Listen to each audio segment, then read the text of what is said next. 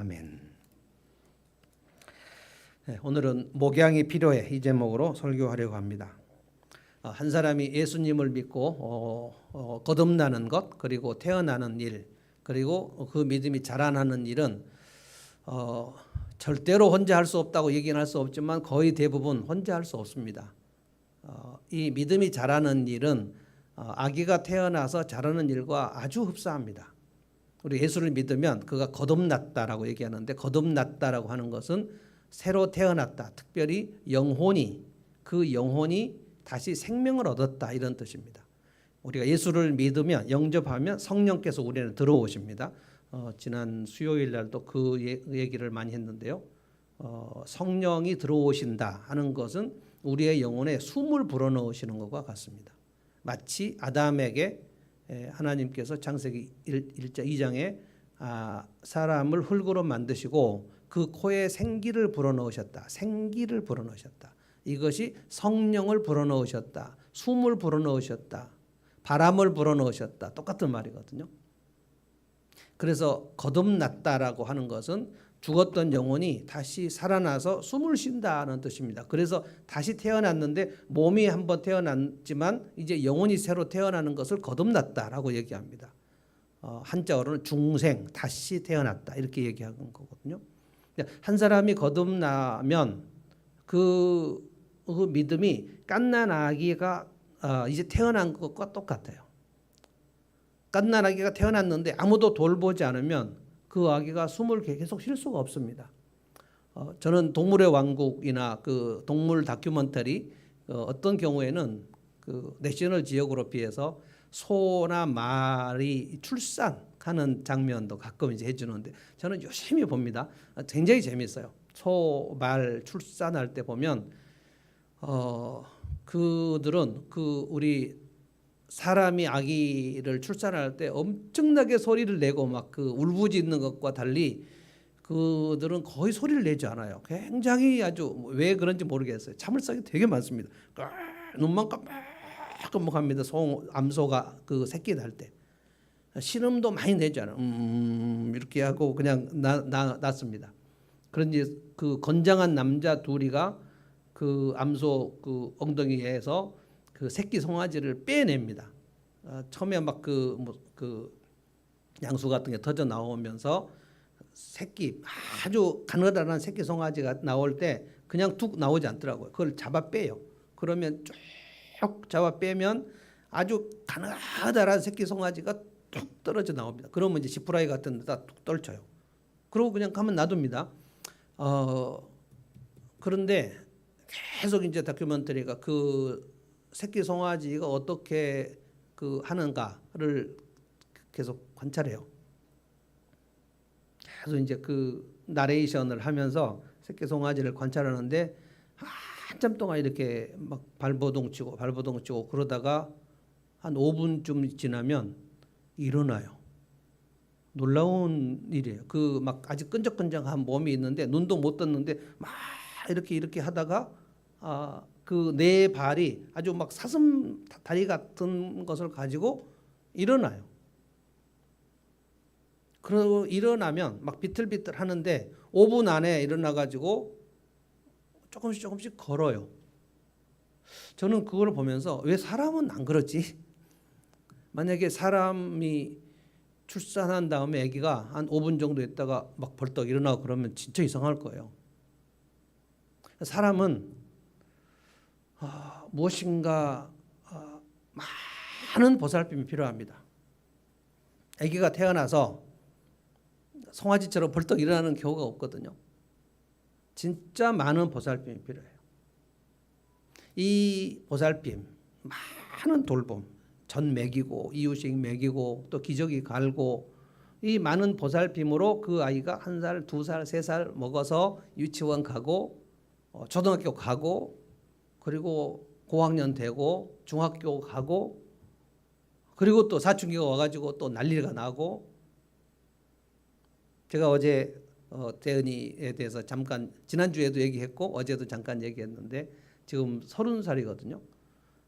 15살 때부터 중학교 중퇴한 다음에 그때 키우는 것도 엄청 어려웠어요. 대은이는 키우는 게 혜진이가 훨씬 2배나 3배 정도 어려웠어요. 어렸을 적에도 어려웠고 큰 사고가 나니까 어려웠고 그 이후에도 되게 많은 그 관심을 쓰고 인내를 오랫동안 했어야 됐습니다. 저는 이것이 우리의 영혼이 태어나서 자라는 것과 아주 흡사하다고 봅니다. 한 사람도 여러분이 오늘 여기 앉아 있는데 여러분이나 저나 어느 누구도 오늘까지 믿음이 자라는데 우리 혼자 큰 사람이 아무도 없습니다. 그래서 목양이 엄청 필요한 것입니다. 목양은 거의 그러니까 이제 이슬람 같은 이슬람의 나라에서 혼자 아무도 예수님을 전해주는 사람 없이 혼자 예수 믿은 그런 자매들의 간증이 가끔 있습니다. 선교지에서 아주 복음의 불모지인데 혼자 예수 믿는 사람이 있고 그리고 그 믿음을 지키는 사람들이 있습니다. 거의 대부분은 그렇지 않습니다.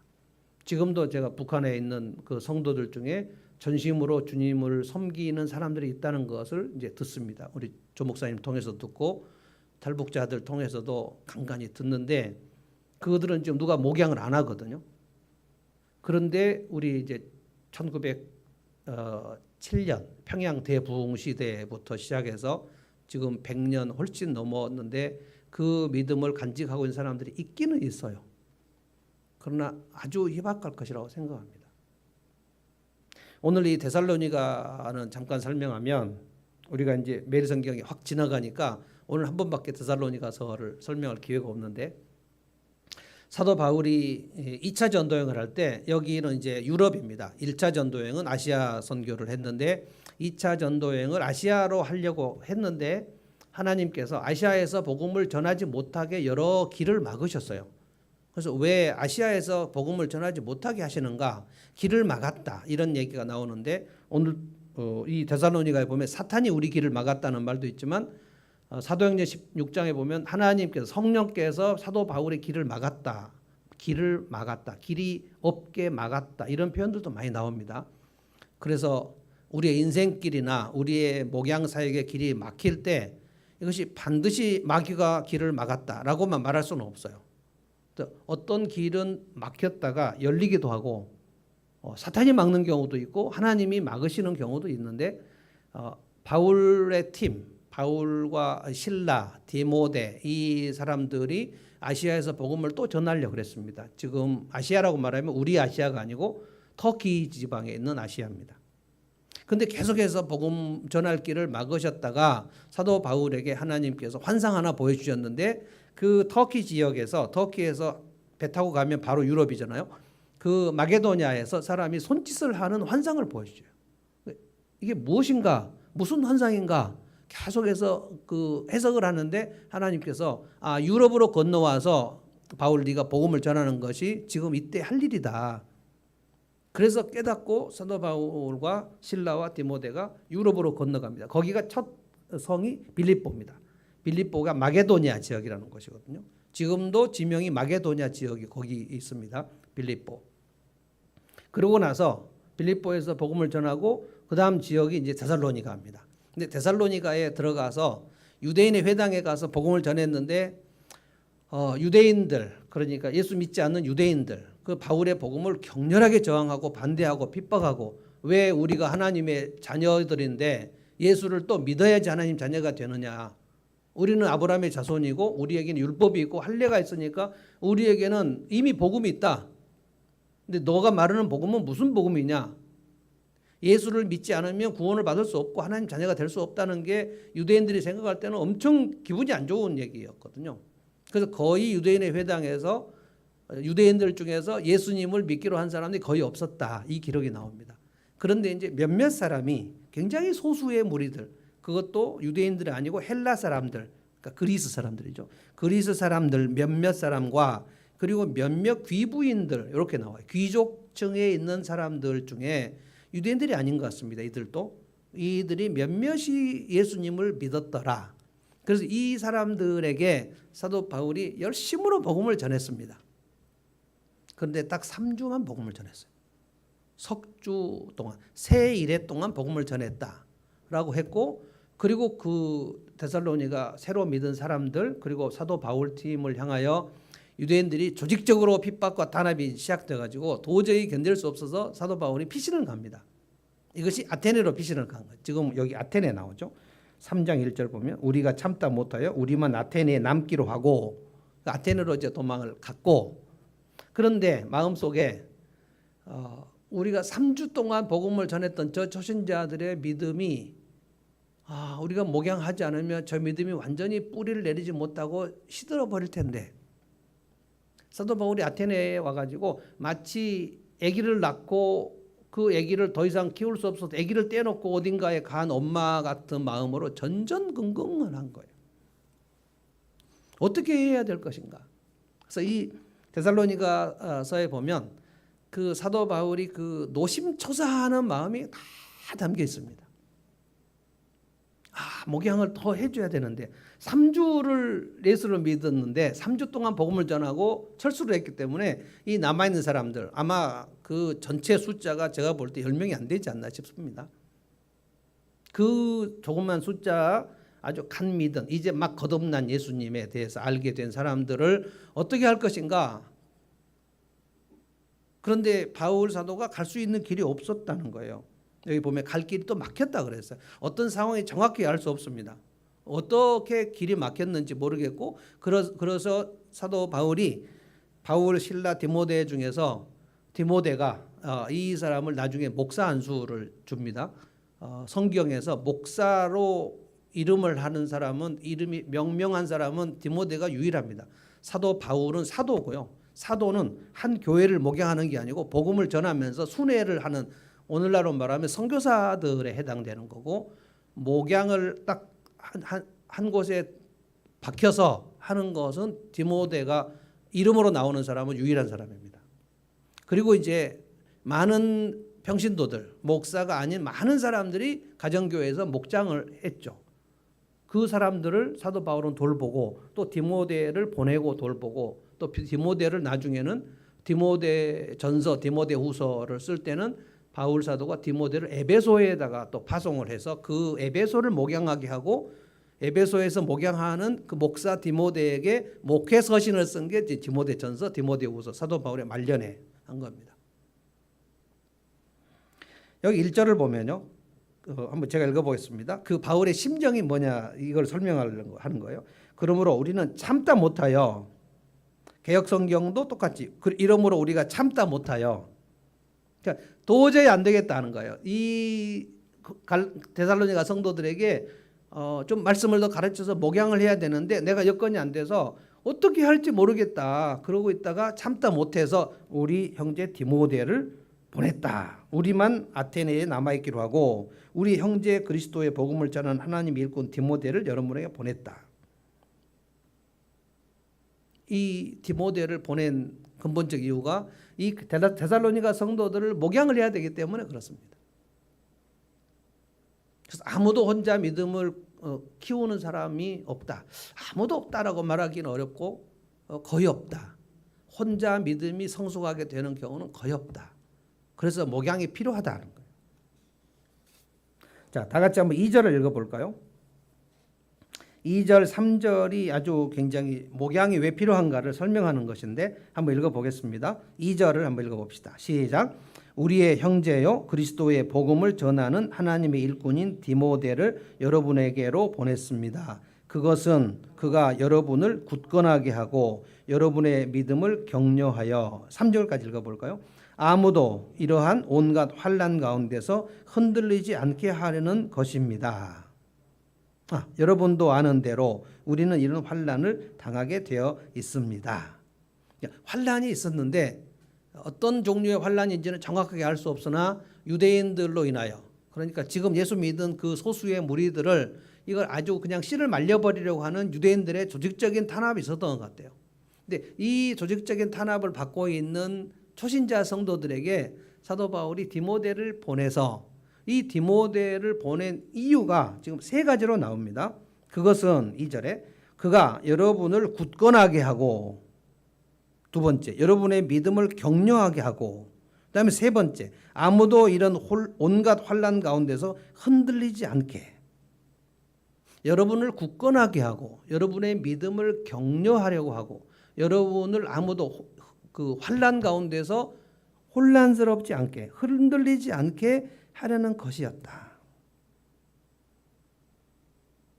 디모데를 보내놓고 사도 바울이 얼마나 디모데 돌아올 때까지 그 염려를 했는지, 혹시 디모데의 목양이 열매를 맺을 수 있을까?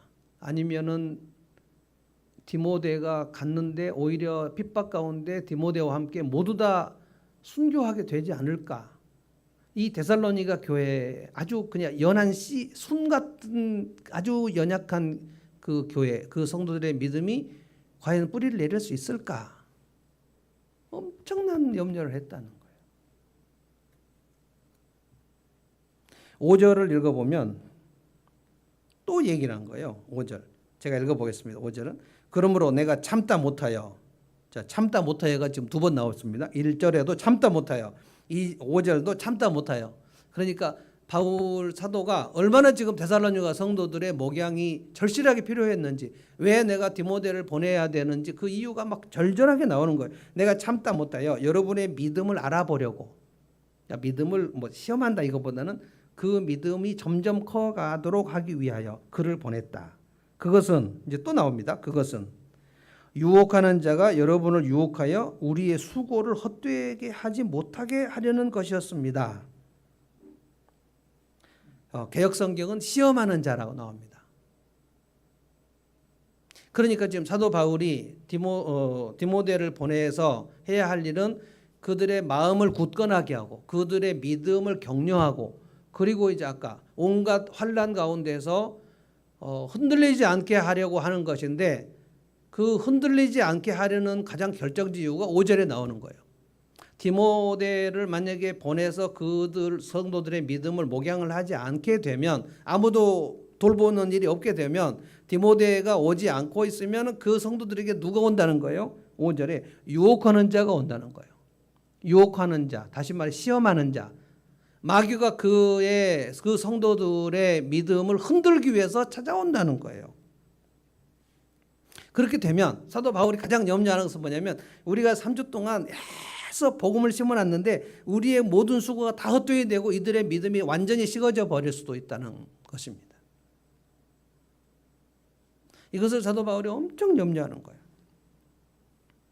그래서 목양이라는 것은 무엇인가 하면은 성도들의 마음을 굳건하게 하고 성도들의 믿음을 격려하게 하고, 믿음을 격려를 해야 돼요. 믿음은 계속 격려를 받아야 됩니다. 그래서 여러분들에게 제가 믿음의 기도, 치유의 기도, 믿음의 기도. 믿음의 기도라는 것은 뭐냐면 복음의 약속, 하나님이 내게 하신 약속의 말씀을 성경에서 계속 수집을 해서 하나님이 지금도 나에게 하시고 있는 이 복음, 복된 소식, 이 소식을 계속 마음에 새겨야 믿음이 점점 자랍니다. 밥을 계속 먹고 맛있는 음식을 먹고 약도 먹고 계속 그 몸에다가 부어 넣어야 우리의 몸이 건강하게 자라는 것처럼, 이 믿음을 격려하는 일이 가장 중요한 거예요. 근데 믿음을 격려하기 전에 먼저 2절에 보면 여러분을 굳건하게 하고, 이것은 지금 두 번째가 믿음을 격려한다 그랬으니까 여러분을 굳건하게 한다. 그것은 뭘까요? 일단 그들의 마음을 굳건하게 한다는 뜻입니다. 마음을 굳건하게. 그래서 목양에서 제가 가장 많이 처음으로 해야 된다고 생각하는 것은 성도들의 마음을 어루만지는 것입니다. 마음을 굳건하게.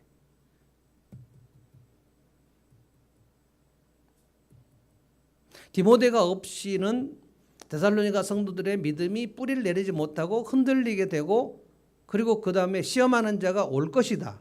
그러니까 둘 중에 하나가 가는 거예요. 한 성도가 거듭나서 이제 태어나 있어서 이제 믿음이 자라야 되는데, 목양하는 사람이 와서 돌보지 않으면 시험하는 자가 와서 그 믿음을 쓰러뜨려 버린다는 거예요. 그러니까 목양이 선택적인가 아니면 반드시 있어야 될 필요성인가, 그것은 오늘 여기서 알 수 있는 것입니다. 한 사람이 예수를 믿고 거듭나서 그 사람이 가만히 그냥 자기 혼자 믿음이 쑥쑥 자라는 사람이 없다는 거예요. 아기가 혼자 자기가 막 밥 찾아 먹고 쑥쑥 자라는 사람이 없잖아요. 그래서 우리가 누군가의 양육을 받고 돌봄을 받고 어릴 때일수록 갓난 아기들은 절대적으로 누군가의 도움이 필요합니다. 절대적으로. 그래서 엄마는 굉장히 중요합니다. 엄마는 아기가 태어났을 때 엄마는 굉장히 중요해요. 가장 어려운 것이 뭔가 하면은 아기가 태어났는데 엄마가 산후 우울증에 걸리는 거예요. 우울증에 걸리면 이 아기를 적극적으로 돌볼 힘이 없습니다. 산후 우울증이 가장 심각한 경우는 대부분 아기 아빠가 없어지는 경우입니다. 산후 우울증이 대부분 오지만 우울증이 심각하게 산모가 심각하게 산후 우울증이 와버린 경우는 남편이 이 아기를 향하여 같이 무엇인가 함께 해주지 않아가지고 도대체 이 아기는 혼자 낳나 이런 그 고립감에 빠지게 되면 산후 우울증이 엄청나게 옵니다. 엄마가 우울증이 심각해져 버리면 이 아기에게는 거의 산소 공급이 중단돼 버린다는 생각을 해야지 되는 거예요. 이 아기가 숨을 쉴 수가 없어요. 엄마의 얼굴은 이 아기에게 햇빛과 같습니다. 그렇게 절대적으로 아기에게 엄마가 중요하고 또 아빠가 같이 있는 것이 중요하고 그래서 엄마 아빠하고 같이 이 아기가 아주 막 많이 행복한 것을 얻어야지 그래야 그 아기가 세상이 살만하구나 이렇게 안정감을 가지면서 자라는 거거든요. 이 원리하고 똑같다는 거예요. 그 데살로니가 성도들을 사도 바울이 3주만 복음을 전하고 훅 가려고 절대 생각하지 않았어요. 에베소 같은 경우는 3년을 했습니다. 3년 동안 목양을 하고 거기에 장로들을 세우고 우리로 말하면 이제 목자 목녀들을 세웠다는 뜻입니다. 그리고 에베소 장로들과 함께 사도 바울이 그 바닷가에서 같이 에베소 성도들을 이 장로들 목자들에게 부탁을 할 때 얼마나 서로 막 껴안고 울고 꼭 이들을 목양을 해야 된다. 그렇지 않으면 에베소 교회 너희들에게 반드시 이리와 늑대가 들어올 것이고 혹시 너희 중에도 이리와 늑대가 될 수 있지 않을까 조심해라. 여러분 사도 바울과 에베소 교회가 AD 60년경에 헤어지고 난 다음에 AD 90년경에 요한계시록 2장에 보면 하나님께서 에베소 교회를 어떻게 얘기했죠? 그게 30년 후입니다. 30년 후에 하나님 에베소 교회를 평가하실 때 너희들은 교리는 튼튼하게 알고 있으나 첫사랑에 식어져서 사랑에 식어져 되게 냉랭한 교회가 되어버렸다. 어디서부터 그 첫사랑에 식어진지를 돌이켜서 회개하지 않으면 내가 너희들에게서 촛대를 옮겨버리겠다. 이런 말씀하셨거든요.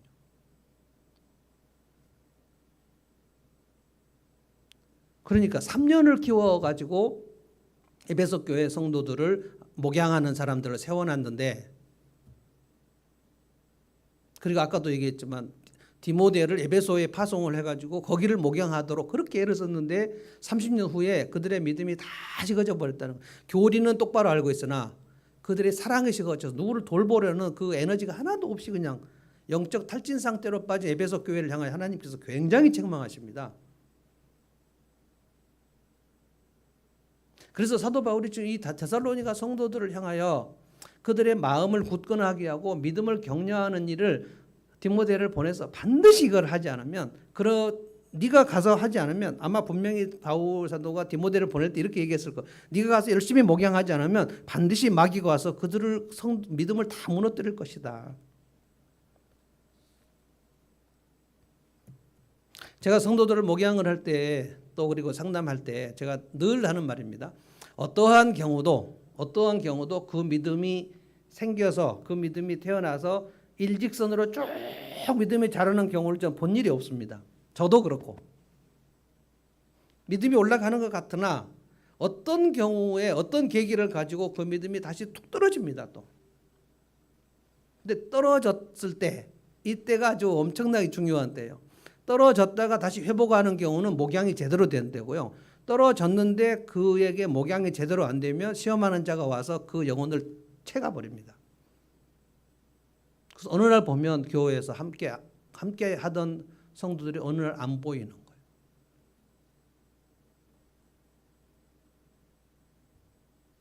그래서 이제 믿음이 올라가다가 떨어져요. 떨어질 때 굉장히 그 초신자들은 힘듭니다. 마치 내가 예수를 믿지 않는 것과 똑같은 그런 자책감에 빠져요. 상담을 해도 똑같은 경우를 발견해요. 상담을 하면 한 3개월 정도, 한 10회 정도 상담을 하면 그 사람이 자기 삶의 문제가 무엇인지를 알게 돼요. 알게 되고 거기에 대해서 뭔가 인식이 생기고 자기 성찰을 하게 돼요. 근데 쭉 하다 보면 한 4개월 지나면 다시 또 툭 떨어져요. 자기 옛 모습으로 돌아가 버린다는 거예요. 이게 관성의 법칙입니다. 그래서 떨어질 때를 제가 계속 경계합니다. 떨어질 때 증상이 이렇다. 믿음이 떨어질 때 증상이 이렇다. 그래서 믿음이 올라가는 사람들에게 늘 제가 하는 말이 자기의 믿음이 지금 올라가는 일을 메모해라. 떨어질 때, 그 수렁으로 떨어질 때는 다시 올라가는 사다리가 당신이 써놓은 메모가 당신의 사다리다. 근데 이분들이 믿음이 올라갈 때나 상담을 해서 변화될 때 이게 계속되는 줄 알아요. 절대로 계속되지 않는데 올라갈 때는 내가 계속 이렇게 주님을 사랑하게 되고 계속해서 내 성찰이 이루어질 것이다 라고 생각합니다. 마귀가 절대로 그를 내버려 두지 않습니다. 여러분, 마귀가 살아있는 것을 모르세요? 마귀의 존재 목적은 무엇이냐면 우리의 믿음을 떨어뜨리려고 존재합니다. 그런데 전후 사방에 어디에서 오는지를 알 수 없어요. 우리가 마귀가 어떻게 우리를 공격해서 내 믿음을 무너뜨리는지를 우리가 미리 대비하기가 굉장히 어려워요. 그래서 복음이 계속 들어가서 내 영혼에 면역력이 생겨야지 된단 말이에요. 그래서 우리는 계속 바이러스에 접종하지 않습니까? 접종. 바이러스가 언제 나에게 올지 알 수 없어요. 저는 아직까지 지금 코로나 한 번도 안 걸렸는데 내가 왜 코로나에 안 걸렸는지를 알 수 없어요. 저와 같이 밥 먹은 사람 그 다음에 코로나 걸린 경우도 많고 저와 같이 상담하다가 코로나 걸린 경우도 많아요. 그때마다 제가 그 테스트를 하는데 그냥 아직까지 안 걸렸어요. 뭘로 설명할 수가 없어요. 그냥. 그러나 접종은 계속했어요. 4차 접종까지 다 했어요. 접종을 해도 걸린 사람도 있지만, 그래서 복음으로 면역을 계속 키우지 않으면 내가 언제 어떻게 쓰러질지 알 수 없기 때문에 예수님을 처음 믿을 때 그 믿음의 고백이 항상 세례 간증하지 않습니까? 세례 간증한 지도 참 오래됐지만 세례자가 세례 받고 간증할 때 얼마나 여기서 막 울면서 간증하고 내가 이제 주님을 절대로 떠나지 않겠다 이렇게 얘기하고 한결같이 주님을 떠나지 않고 믿음이 자라는 경우가 없어요. 그렇게 막 간절하게 간증을 하고 그리고 교회를 떠난 사람도 많고 믿음이 식어진 사람도 되게 많고, 여러분과 제가 다 그 고백하는 거 아닙니까? 우리가 언제 계속 믿음이 자라기만 할 때만 있었습니까?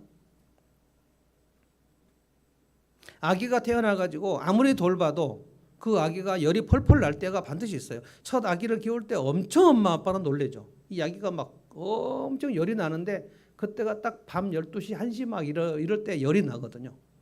그러면 그 첫 아기를 키우는 엄마는 이 아기가 오늘 밤에 죽을 것 같아요. 정신을 차릴 수 없어요. 내 아기가 죽을 것 같다. 근데 대부분은 안 죽어요. 대부분은 안 죽지만 꼭 죽을 것 같아. 그렇게 열이 나고 그러다가 며칠 지나면 또 괜찮아져요. 그러면 이제 할머니 할아버지들이 뭐라 그래요? 그 아기가 크면서 아프면서 크는 거다 이렇게 얘기를 하죠. 아프지 않고 계속 크기만 하는 아이가 없다니까요. 믿음도 마찬가지예요. 그런데 어떤 아기는 아프다가 경기를 하다가 중병에 걸리기도 하고 어떤 아기는 진짜 사망하기도 하는 거예요.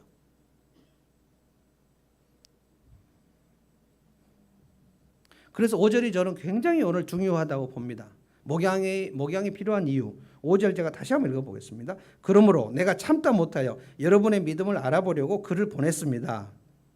그 믿음을 알아보려고 보냈다는 뜻은 뭐냐면 그것은 유혹하는 자가 여러분을 유혹하여 우리의 수고를 헛되게 하지 못하게 하려는 것이었습니다. 유혹하는 자가 온다는 거예요. 동시에 오는 거예요. 동시에. 목양하는 자도 오고 유혹하는 자도 옵니다. 이 유혹하는 자, 시험하는 자는 예수님께도 온 마귀입니다. 그리고 누구한테 왔죠? 아담과 하와에게 와서 성공을 했죠. 아담과 하와에게 마귀가 와서 성공한 일은 하나님과 아담과 하와를 이간질시킨 겁니다. 마귀는 이간질이 전문입니다. 공동체 안에서도 이간질이 마귀의 전문이에요. 부부 안에서도 이간질이 전문이에요. 왜 저 사람이 이렇게 미운지 내가 알 수가 없어요. 굉장히 미워요. 그래서 더 이상 보고 싶지 않아요. 말하고 싶지 않아요. 그러면 목양하는 자가 온 게 아니라 시험하는 자가 왔구나 이렇게 생각을 해야 돼요. 마귀는 여러 가지 상황에서 우리가 정신을 차리지 못하게 만듭니다. 그래서 목자와 목원이 멀어지게 만들기도 하고 성도가 목사하고 멀어지게 만들기도 하고 조금 믿음이 올라가려고 하면 마귀는 반드시 옵니다. 목양하는 자도 가야 되고 마귀도 갑니다. 그런데 이 시험하는 자의 그 시험을 받아버리면 그러면 이제 목양을 안 받으려고 그래요. 저는 30살, 31살에 목사 안수를 받아서 지금 30년간 목양을 했는데 저는 이 모든 과정을 여러 케이스를 다 경험을 해봤습니다. 목양은 부모가 아기를 키우듯이 하는 것이 맞습니다. 사도 바울도 데살로니가 1장에서 마치 어미가 아기 젖을 먹이듯이 아비가 자식을 키우듯이 이 두 개가 다 나옵니다. 개역 성경은 유모가 자녀를 먹이듯이 이렇게 해서 마치 알바생을 생각하는 것처럼 보이지만 그 유모라는 것은 젖을 먹이는 엄마를 지금 유모라고 얘기한 거고 아마 세번역은 엄마가 이렇게 됐을 거고 영어 성경만 봐도 mother라고 되어 있거든요. 엄마가 자녀를 키우듯이 아빠가 자녀를 키우듯이 그렇게 목양을 해야 된다. 저는 그렇게 봅니다. 그리고 성경도 그렇게 얘기하고 그래서 목양은 1대1로 하는 것이 맞습니다. 퍼스널 터치 1대1로 목양을 하는 거예요.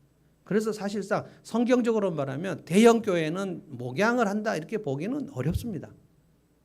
제가 대형교회가 아니라서 얘기하는 게 아니라 그 수천 명이 있고 막 수만 명이 있는 그 성도들이 그렇게 막 구름대같이 왔다 갔다 하는데 목사가 이 성도들을 내가 목양을 한다. 설교는 할 수 있겠죠. 그러나 그거를 여러분 자식이 수천 명이면 자식을 어떻게 키웁니까?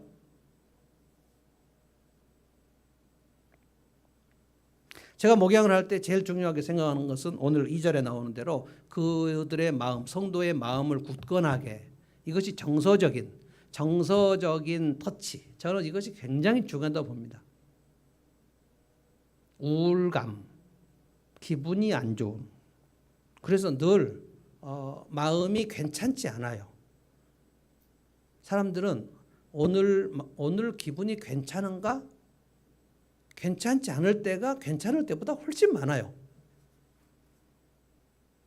동의하십니까? 괜찮을 때가 많습니까? 괜찮지 않을 때가 많습니까?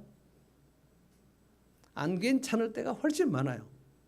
그리고 더 심각한 것은 아침에 괜찮았는데 갑자기 오전에 괜찮지 않을 때도 많아요. 일하는데 누군가가 이상한 소리를 하면 갑자기 기분이 엄청 다운되면서 진짜 오늘은 망했다 이런 생각이 들 때가 많아요.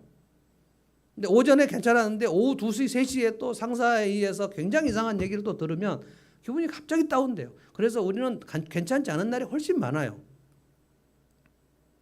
그래서 그 기도를 할 때 지난 수요일 날 말씀 제가 해드렸는데 수요일 날 나오셔서 같이 복음으로 기도하는 그것을 여러분들이 계속 연습을 하셔야 됩니다. 하나님께서는 여러분들에게 계속해서 말을 걸고 계신 중에 있어요. 이스라엘 백성들에게 광야에 만나가 하루라도 안 내린 적이 있습니까? 만나 기적으로 하나님이 매일 내려주셨는데 그것을 먹으면서 이스라엘에 감사하지도 아니하고 불평하고 원망하고 만나가 맛이 없다 그랬어요. 오늘 하루가 일상인데 일상을 통해서 하나님께서 구약 백성들에게 만나를 매일 기적으로 내려주는 것과 똑같이 하나님께서 우리에게 매일 사랑한다. 내가 너를 사랑한다.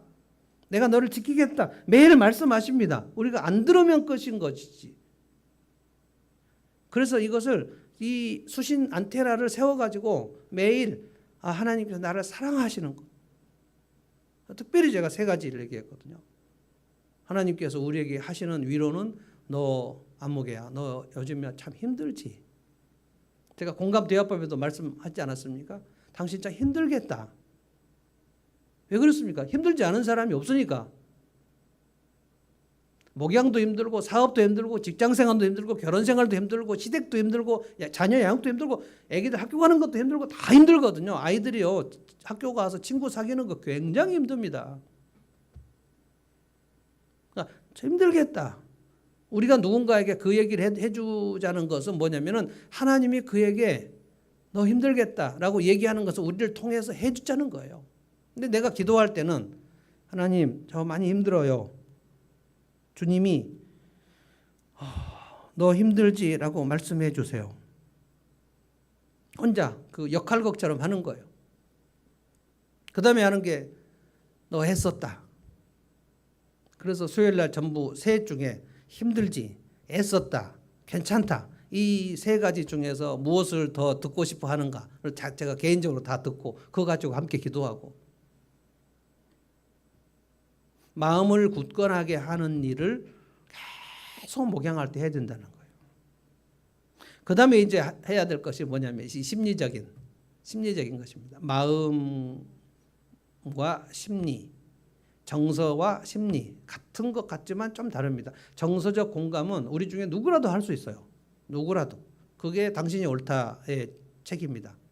적정 심리학이라고 했어요. 누구든지 할 수 있는 거다. 심폐소생술과 같은 거다. 네, 심리적 터치는 조금 다릅니다. 심리적 터치는 조금 전문적으로 1대1로 만나가지고 정서적 터치는 그냥 여러 명과 함께 좋은 사람들하고 같이 좋은 시간을 보내면 돼요. 숨을 쉬는 거예요. 근데 이것이 없으면 내가 정서적으로 숨을 쉬는 일을 오랫동안 하지 않고 숨을 안 쉬고 살면 그에게는 반드시 문제가 옵니다. 정서적 터치를 하고 난 다음에도 심리적인 데로 들어가야 돼요. 그것은 뭐냐면은 제가 여러분 설명드릴게요. 나는 왜 이 시간에 갑자기 다운이 될까? 나는 이 시간 갑자기 왜 이렇게 흥분이 될까? 왜 이렇게 갑자기 서러워질까? 갑자기 왜 이렇게 힘이 팍 파일까? 왜 이렇게 갑자기 이렇게 분노가 날까? 이거는 심리적인 접근을 하지 않으면 본인이 잘 모릅니다. 나는 원래 그래. 이렇게 그냥 하고 마는 경우가 많아요. 근데 이 일로 인해서 갑자기 우울해지거나 갑자기 화를 내거나 갑자기 힘이 뚝 떨어지거나 갑자기 아무도 관심이 없어지거나 각자 사람마다 다른데 그 어린 시절에 있었던 내면의 상처가 아직 해결이 안 돼서 그런 거거든요. 그러면 그 옆에 있는 사람은 도대체 이 사람이 왜 이렇게 갑자기 그런지 이유를 알 수 없어요. 왜 이렇게 갑자기 화를 내지? 왜 이렇게 갑자기 우울해하지? 왜 이렇게 서러워하는 거지? 이유를 알 수 없어요. 본인도 모르는데 옆에 있는 사람이 어떻게 합니까? 이거를 같이 앉아서 얘기를 하는 이게 상담입니다. 누가 도와줘야 돼요. 누가 도우지 않으면 안 돼요. 대한민국은 상담을 하는 것이 약간 정신이 나가야만 상담을 하는 걸로 내가 미쳤냐 상담하게 이런 얘기를 많이 하는데 그렇지 않습니다. 상담이 필요하지 않은 사람 아무도 없습니다. 상담이 필요하지 않은 사람은 아주 성숙해서 모든 일의 균형과 절제가 이루어지는 사람은 상담이 필요가 없겠죠. 근데 우리 중에 모든 일에서 균형과 절제가 맞고 어떤 일을 다 적절하게 해서 정말 누구에게도 상처를 주지 않는 그 사람을 저는 본 적이 없어요. 부부싸움의 99%는 대부분 내가 갑자기 다운되거나 갑자기 말하고 싶지 않거나 갑자기 화가 나거나 갑자기 우울해지는 증상 때문에 상대방이 이해를 하지 못 당신 왜 그래? 내가 왜 화가 나는지 내가 잘 모르겠는데 저 사람이 왜 화를 내냐 그럴 때 내가 어떻게 대답을 합니까? 그래서 내가 언제 화를 냈다 그래? 화를 내놓고 나 화 안 났어. 더 이상한 것은 그 사람이 늘 삐지는 증상이 있는 사람이 삐졌는데 당신 왜 이렇게 삐졌어? 나 안 삐졌거든. 말도 안 되는 거죠. 나 안 삐졌어. 나 화 안 났어 지금. 얼굴에도 나오는데 왜 그런지는 모른단 말이에요. 이거를 들어가는 겁니다. 들어가서 그 실체를 파악하는 게 내면 치료입니다. 그렇게 해야 그 문제를 놓고 내가 하나님 앞에 나가서 기도를 할 수가 있어요. 주님, 내 옛 습관이 이것 때문에 참 내 이웃에게 상처를 많이 주네요. 주님, 나를 도와주십시오. 그래서 기도가 구체적으로 될 수밖에 없어요. 근데 이 작업이 안 되면 그의 믿음이, 그가 기도를 할 줄 알아야지 믿음이 자라는데, 기도를 해야 순종을 하죠. 기도는 내가 순종하겠다고 하나님께 말하는 건데, 기도를 안 하는데 그 믿음이 어떻게 자랍니까? 그 믿음이 툭 떨어지죠. 계속 떨어져요. 그러면 그 사람 속에 지금 누가 들어왔을까요? 시험하는 자가 들어왔죠.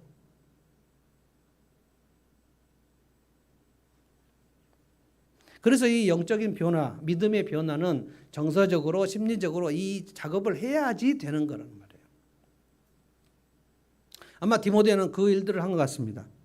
2절을 다시 한번 읽어보겠습니다. 하나님 일꾼 디모데를 여러분에게 보냈다. 그것은 그가 여러분을 굳건하게 하고 여러분의 믿음을 격려하여 아무도 이러한 온갖 환난 가운데 흔들리지 않게 하려는 것입니다. 이 일을 세 가지를 해서 시험하는 자가 와서 그 성도들의 믿음을 흔들리지 않도록 하고 돌아왔습니다.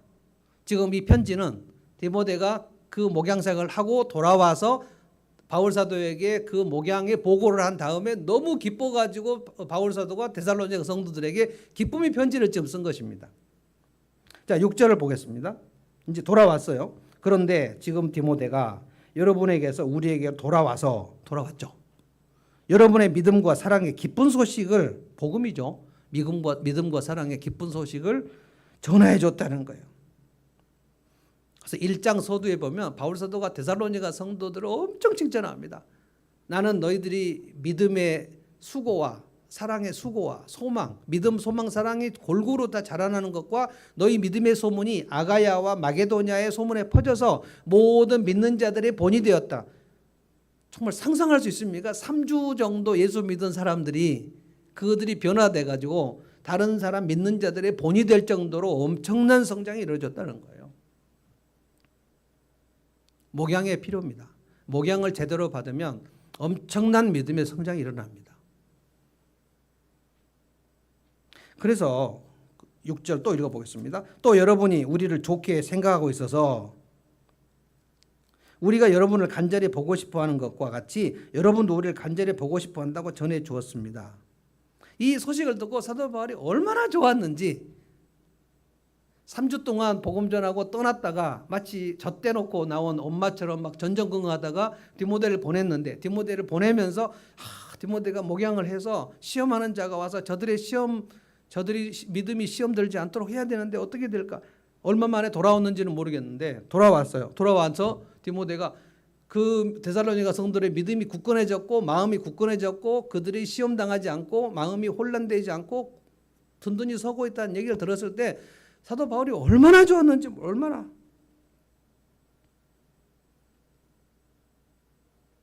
7절 읽어보겠습니다. 그러므로 형제 자매 여러분, 우리는 여러분을 보고 우리의 모든 공경과 환난 가운데서도 여러분의 믿음으로 말미암아 위로를 받았습니다. 바울 사도가 막 위로를 받은 거예요. 데살로니가 성도들의 믿음이 성장하는 걸 보고 바울 사도가 너무 위로를 받았다는 거예요.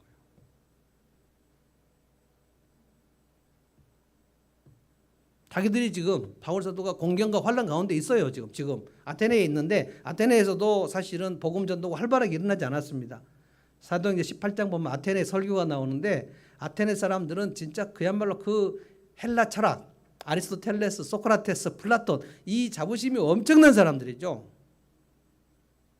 그래서 헬레니즘이라는 문화를 헬라 시대와 로마 시대의 전수해서 로마 시대 전체는 이 헬레니즘, 플라톤, 소크라테스, 아리스토텔레스, 이 엄청난 사람들의 사상이 로마 시대 전체를 다 관통하는, 그래서 헬라 사람들은 지금은 그리스가 되게 좀 쪼그라들었지만 예전에 2000년 전에 그리스는 로마보다 훨씬 더 자부심이 있었습니다. 그래서 사도 바울이 유대인과 헬라인, 이방인들을 아주 얘기할 때 그냥 유대인과 헬라인 이렇게 얘기했어요. 지금도 이 인류의 사상을 두 개를 흐름을 얘기하라고 하면 헬레니즘과 헤브라이즘. 헤브라이즘은 히브리 사람들, 구약 성경에 나오는 하나님 사상, 지금으로 말하는 기독교 사상. 그리고 헬레니즘, 그리스 철학, 이 두 가지를 인류의 사상의 발원지로 봅니다. 그래서 헬라 사람들의 이 자부심은 엄청났습니다. 위로를 받았다. 위로를. 그리고 나서 9절, 8절. 8절을 우리 한번 읽어볼까요? 다 같이 읽어보겠습니다. 8절 시작. 여러분이 주님 안에 굳게 서 있으면 이제 우리가 살아있는 셈이기 때문입니다. 성도들이 주님 안에 굳게 서 있다는 사실이 바울 사도에게 이제는 살았다. 개역성경은 이제 우리가 살리라. 이제 숨을 좀 쉬겠다는 거예요. 그래서 목양하는 가장 큰 기쁨은 그 성도들의 믿음이 굳건히 자라는 것에 있습니다. 저도 마찬가지입니다. 옛날 어르신들이 우리 밥 먹을 때 밥 열심히 먹고 있으면 너희가 밥을 그렇게 배불리 먹고 있으니까 난 안 먹어도 배부르다. 거짓말이에요. 안 먹으면 배가 안 부릅니다. 근데 그만큼 뿌듯하다. 새끼 입에 밥이 들어갈 때 부모의 마음에 뿌듯하죠. 잘 먹으면 진짜 좋지 않습니까? 실제 배는 고프지만 마음은 뿌듯하죠. 그 뿌듯함, 이 성도가 이 믿음이 이렇게 자라는구나. 그 뿌듯함, 이 성도는 지금 아무래도 믿음이 안 자라고 오히려 시험하는 자가 와서 이들의 믿음을 지금 쓰러뜨리고 있구나. 그 쓰라림, 뿌듯함과 쓰라림.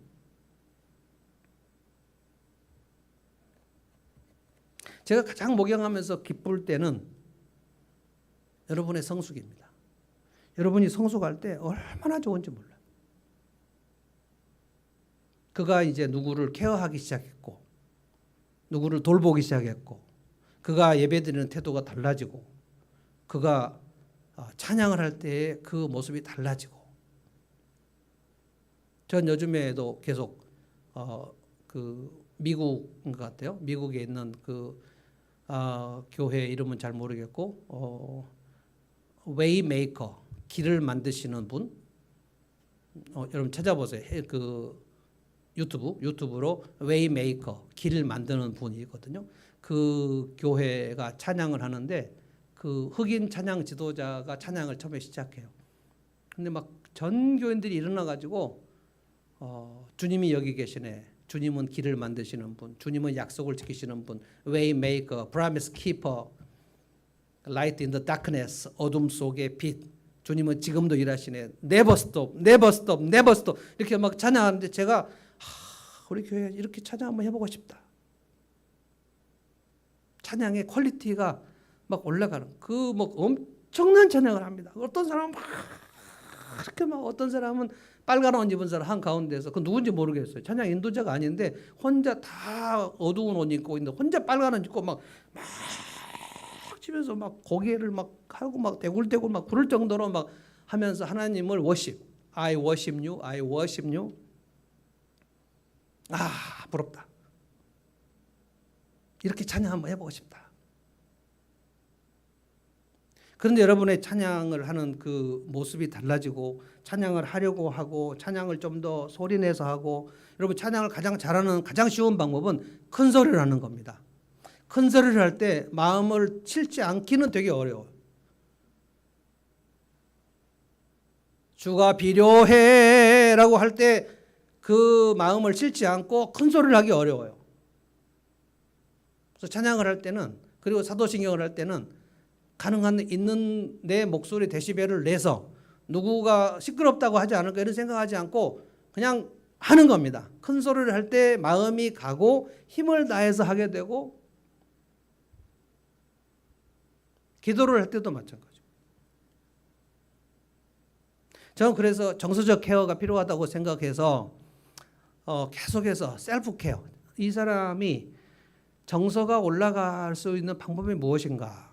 어떤 사람은 강원도 바닷바람을 쐬고 나면 정서가 회복되는 사람이 있고 어떤 사람은 커피숍에 가서 시간을 보내고 어떤 사람은 강가나 바닷가에 가서 이건 우리 대부분 보편적인 것입니다. 우리 인간은 이 푸른색을 봐야지 마음이 쉬는 거거든요. 그래서 푸른 숲이나 강이나 호수나 이런 데 가서 그냥 커피를 놔두고 그냥 멍 때리고 몇 시간 앉아있는 거 굉장히 도움이 됩니다. 이 바쁜 와중에 내가 그 2시간을 낼 수가 있나? 이렇게 생각하지 마세요. 그거는 결국 경부고속도로를 달리는데 휴게소를 지나쳐 버리는 거 똑같습니다. 내가 이렇게 부산을 가려고 바쁜데 휴게소를 거기 들릴 필요가 있나?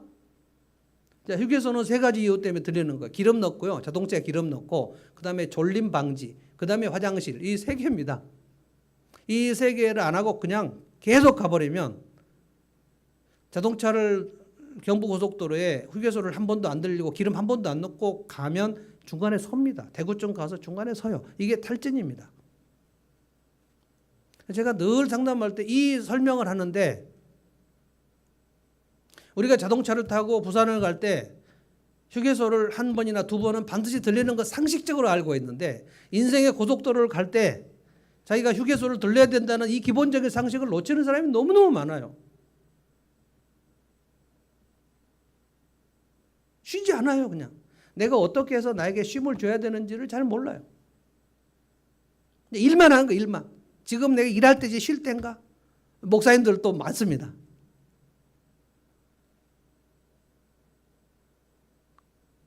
정서적으로, 그리고 심리적으로 도대체 나는 왜 이 시간에 이렇게 힘든가? 갑자기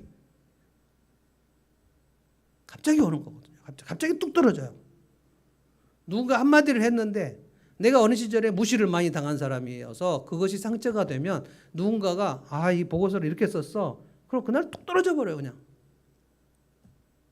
이걸 읽으라고 준 거야? 상사가 이 한마디만 하면 그냥 툭 떨어져 버려요.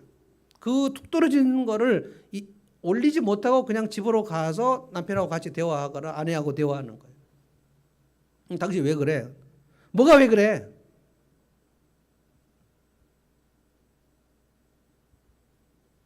이걸 알아야 된다는 거예요. 알아야. 이렇게 해서 정서적으로, 심리적으로 문제를 알게 되면 그러면 드디어 기도를 할 수 있어요.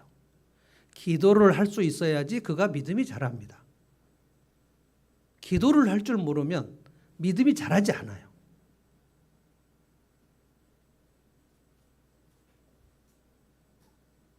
그렇게 이 교회에 와서 제대로 목양을 받으면 3개월에서 6개월 동안 제대로 받으면 1차 징조가 나타납니다. 그가 예배자가 돼요. 저는 예배에서 모든 판가름이 난다고 믿는 사람입니다. 예배를 소홀히 하는 사람은 그 다음 것은 볼 것이 하나도 없습니다. 예배의 핵심은 찬양입니다. 그래서 찬양을 하고 싶지 않다. 그러면 그 사람은 하나님의 축복을 받을 수가 없습니다. 찬양은 하고 싶지 않은데 난 기도를 하고 싶다? 말이 되나요? 찬양은 하고 싶지 않은데 나는 은혜를 받고 싶다? 그가 영적 갈망이 있을까요? 찬양이 달라져야 되죠. 예배가 달라져야 되는 건 찬양이 달라져야 되는 것입니다. 그래서 이 말씀을 여러분이 들으시고 내가 오늘부터 찬양을 새롭게 해야 되겠다. 찬양이 그렇게 중요한 것이구나. 소리내서 찬양하고 가사를 생각하면서 하나님을 생각하면서 하나님께 혼자 그냥 읊조리는 게 아니고, 이게 가스펠송 중에서 하나님께 하는 찬송이 아니고 혼자 읊조리는 가스펠송도 있습니다. 그건 예배 시간에 별로 좋지 않습니다. 그래서 찬양을 하는 법을 깨닫게 되고 예배의 태도가 달라지고 상담하고 그리고 경포대도 갔다 오고 그리고 부부의 대화가 달라지고, 그래서 1년이나 2년 정도 우리 교회에서 정상적으로 목양을 받으면 현저한 변화가 있습니다. 저는 오늘 목양이 얼마나 필요한가에 대해서 잠시 얘기를 나눴는데요. 오늘까지 우리가 이 자리까지 왔을 때 누군가가 디모데처럼 목양을 해주지 않았다면 과연 올 수 있었을까? 저는 우리 합신 교수님들, 저를 개인적으로 목양했다고 보실 수는 없지만 그분들로 인해서 말씀을 제가 깨달은 것에 대해서 말할 수 없는 감사를 가지고 있습니다. 제가 여러분에게 전하는 이 설교의 모든 기본 포인트는 다 25살부터 28살까지 합동신학대학원에서 배운 말씀입니다. 엄청나게 중요한 것을 깨달았어요. 그리고 그 이후에 영국에 가서 공부하면서 기독교 신앙이 이렇게 고상함, 이렇게 고귀한 것이구나. 이것을 위해서 영국의 성도들이 목숨을 걸고 신앙을 지켰구나. 그리고 이제 제가 목양을 하면서 이것을 여러분들에게 이제 하는 거예요. 나에게 바울 같은 사도의 사람이 있었는가? 나에게 디모데 같은 사람이 있었는가? 나에게 와서 시험하는 자가 와서 내 믿음을 완전히 떨어뜨리지 않도록 내 믿음을 붙들어준 디모데 같은 사람은 누구였을까? 그리고 지금 내 인생에 내 신앙의 그래프는 지금 올라가고 있는가? 아니면 내려가는 중인가? 여기 내려가고 완전히 없어져 버린 사람은 이 자리에 없겠죠. 이 자리에 없는 분들도 있지 않습니까? 누가 언제 그렇게 될지 아무도 알 수 없어요. 내가 믿음으로 올라갈 때 나를 양육해 준 디모데가 있었구나. 이 사람 생각해 보십시오. 나의 디모데는 어떤 사람들이었을까? 그리고 지금 내 믿음의 그래프는 어디에 올라가 있을까? 지금 상승 곡선인가? 상승 곡선이면 딱 두 가지. 내가 예배와 찬양이 살아있고, 그리고 누군가를 돌보려는 실제 내가 누군가를 목양하는 마음이 이제 물씬 들고, 그러면 그 영혼이 살아있는 것입니다. 그 영혼이 죽으려면 딱 두 가지가 안 되죠. 예배와 찬양이 시들시들하고 내가 누군가의 기쁨이나 슬픔에 동참하는 마음이 없어요. 그냥 혼자 고립된 상태로 있는 것입니다. 그 사람은 이미 시험하는 자가 가까이 온 상황입니다.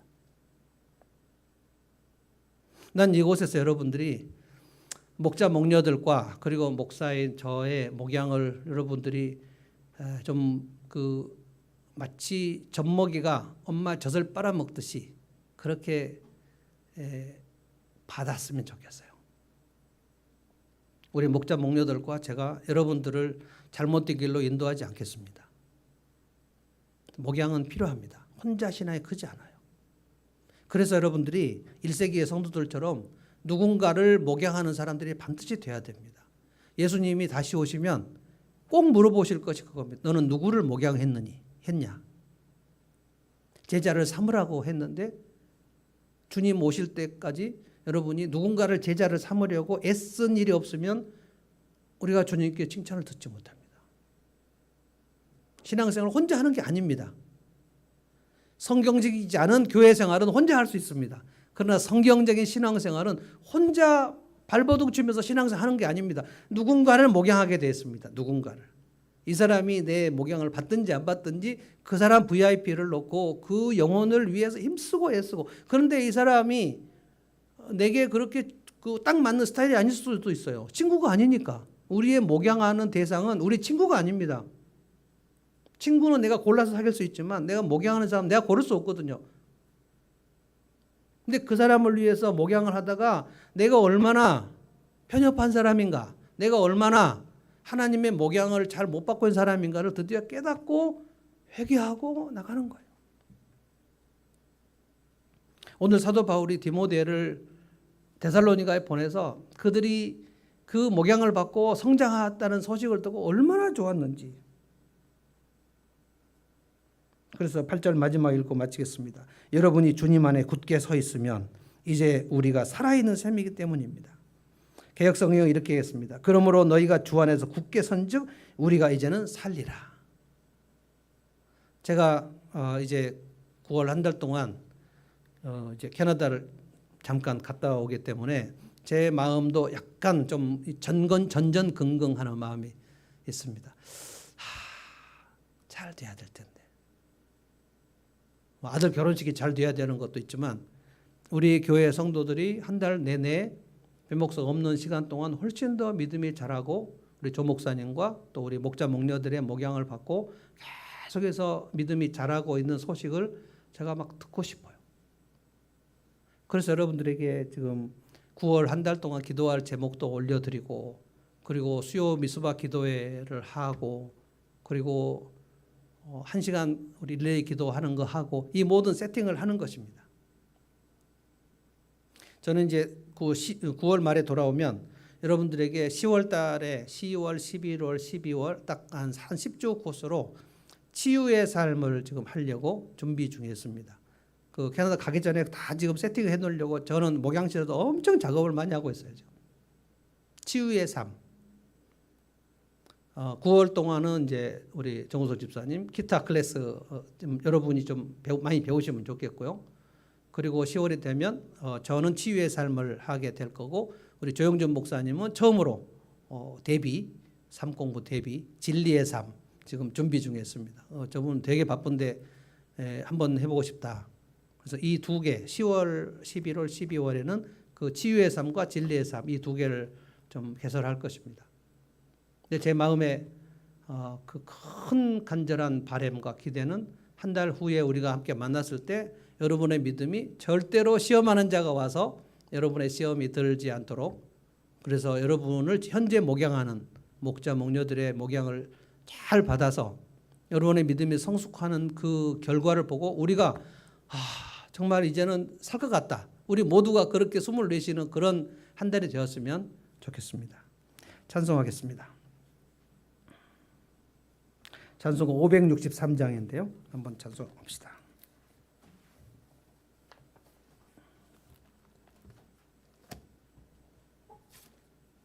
예수 사랑하심을 성경에서 배웠네. 이거 수요일 날 우리가 많이 찬송하는 건데 다시 복음을 생각하면서 주님이 우리를 얼마나 사랑하셨는지 생각하면서 우리 큰 소리로 힘을 내서 한번 하겠습니다.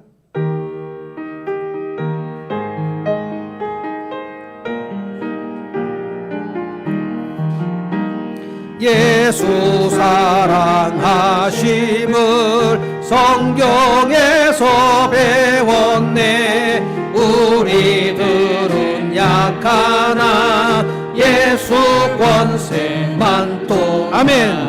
날 사랑하심 날 사랑하심 날 사랑하심 성경에 쓰여 나를 사랑하시고 나를 사랑하시고 나의 죄를 다시소 하늘 문을 여시고 들어가게 하시 날 사랑하심 날 사랑하심 날 사랑하심 날 사랑하심 성경에 쓰였네. 내가 연약할수록 내가 연약할수록 더욱 귀히 여기사 높은 보좌 위에서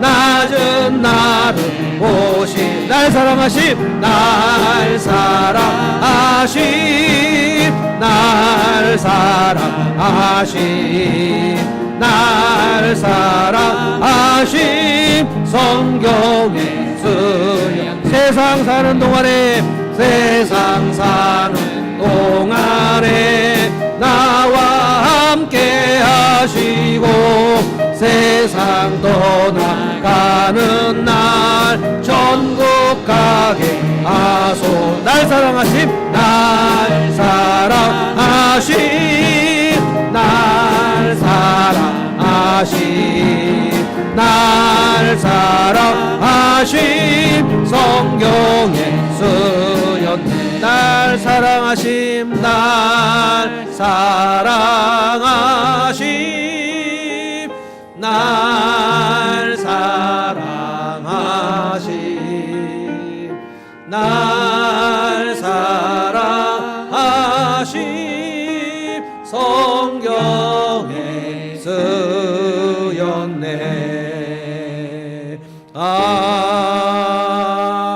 아멘. 기도하겠습니다.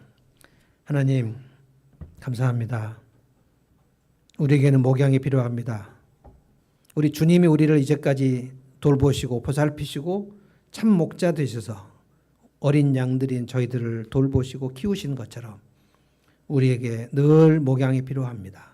주님, 목양이 없으면 시험하는 자가 와서 우리를 시험하여 넘어뜨려 우리의 믿음의 싹을 잘라버리고 우리의 믿음의 뿌리를 쓰러뜨리려고 합니다. 주님, 우리가 깨어서 올바른 목양을 받게 하시고 잘 믿음이 굳건해져서 이제는 목양하는 사람이 되기를 원합니다. 누군가의 영혼을 보살피는 사람이 되기를 원합니다.